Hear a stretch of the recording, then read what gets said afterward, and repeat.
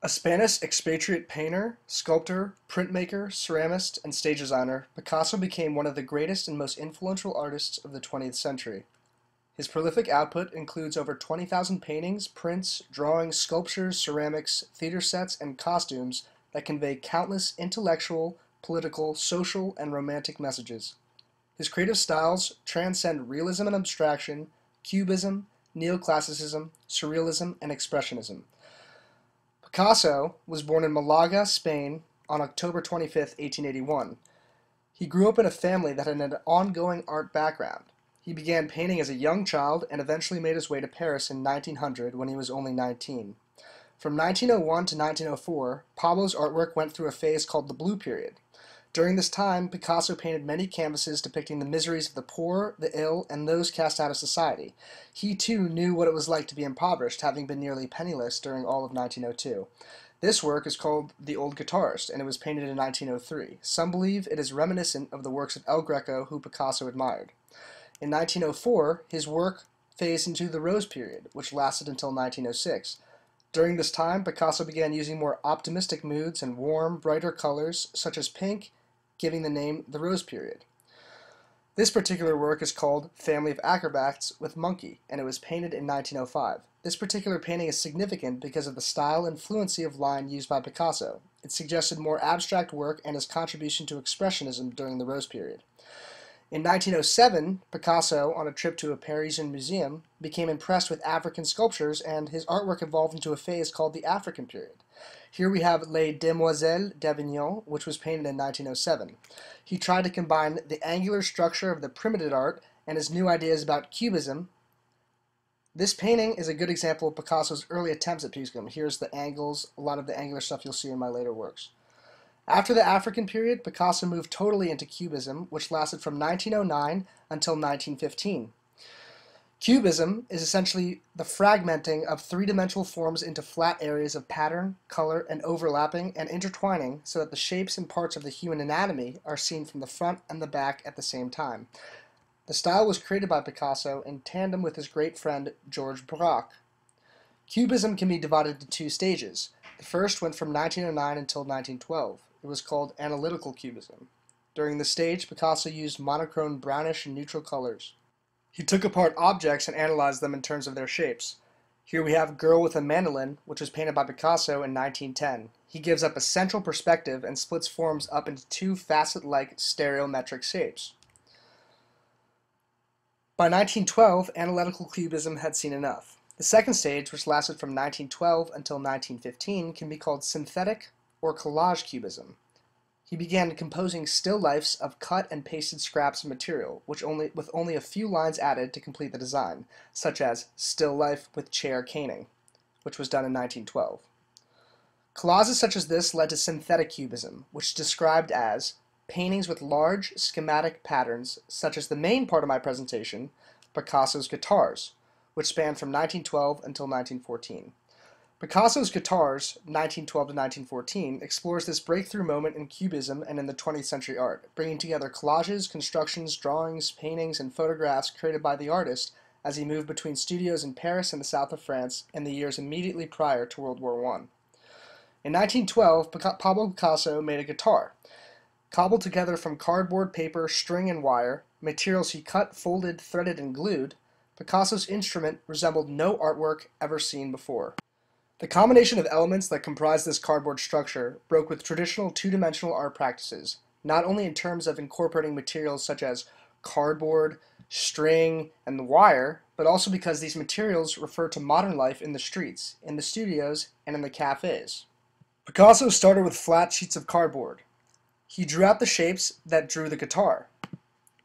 He laid out the individual components. We can see how he did this in these two photographs of his studio. It is important to understand how Picasso approached his cardboard guitar because it shows how 2D objects were used to create a 3D work. There were complex thoughts involved in visualizing that.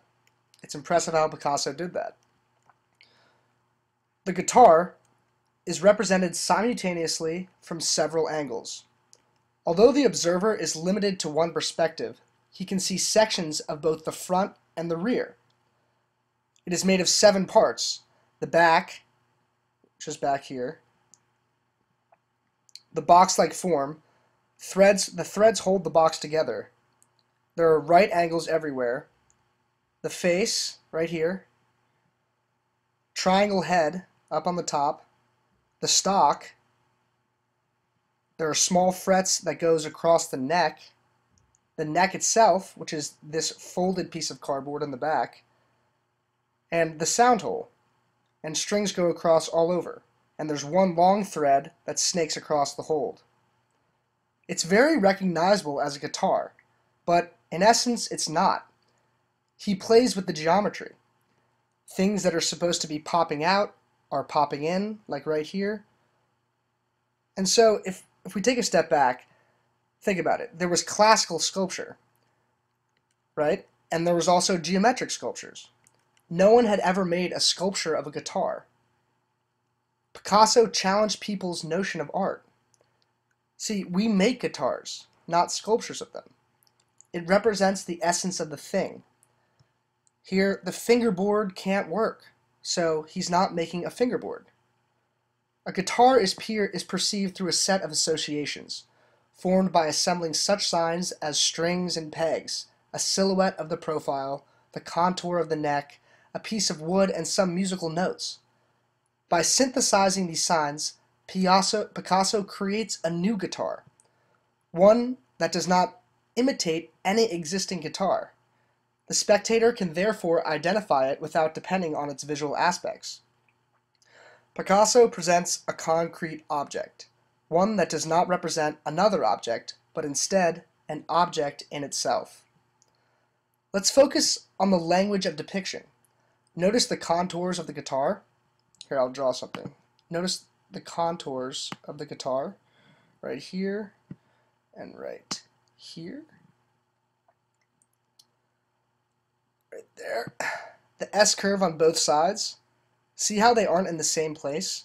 Since the right side is smaller, Picasso is representing a guitar that is actually not flat against the wall, but actually turns slightly in space, if you can imagine that. He was able to make this possible from the series of collages I showed you in the two photos. Think about how this sculpture is the idea of a 3D guitar. By collapsing the thing and drawing, he cut them out, and then he constructed those 2D cutouts into a 3D object. He puts them in a 3D space. Remember the two phases of cubism I talked about, the analytical phase and the synthetic phase? Well, here is where it gets kind of trippy. The obscurity of the guitar was in fact already present in the analytical phase. You can kind of understand that from the exchange of roles between the solid and the void, or the empty, right here, as well as in the unrealistic use of light and shadow, which you can see all around. All these elements cause the spectator to experience a contradiction between the visual reality and the reality of the work itself. Hard to understand. In synthetic cubism, however, the use of ambiguity or obscurity is more complex, since this sculpted object no longer represents an existing object, but instead an object in itself. A contradiction arises between the two realities, that of the conventional object, which exists in one's mind, and that of the new one, created by the artist, which exists both as the subject of the creation and as the creation itself.